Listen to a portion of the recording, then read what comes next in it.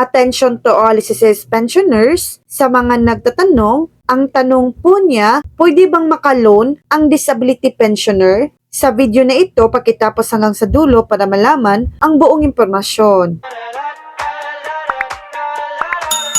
Loans para sa disability pensioners. Pwede kang makapag-loan kung ikaw ay isang disability pensioner. Ang SSS Pension Loan ay available din para sa mga disability pensioners. SSS Pension Loan para sa disability pensioners. Ang SSS Pension Loan ay isang loan program na naglalayong tulungan ang mga SSS pensioners, kabilang na ang mga disability pensioners na may kailangan ng financial assistance. Eligibility requirements: para makapag-loan bilang isang disability pensioner, kailangan mong matugunan ang mga sumusunod na requirements. Una, active disability pensioner. Ikaw ay dapat na aktibong tumatanggap ng disability pension mula sa SSS. Pangalawa, age requirement. Kailangan ay hindi ka lalampas sa 85 taong gulang sa panahon ng pag-a-apply ng loan. Pangatlo, no outstanding loan. Hindi ka dapat mayroong anumang outstanding loan sa SSS, maliban na lamang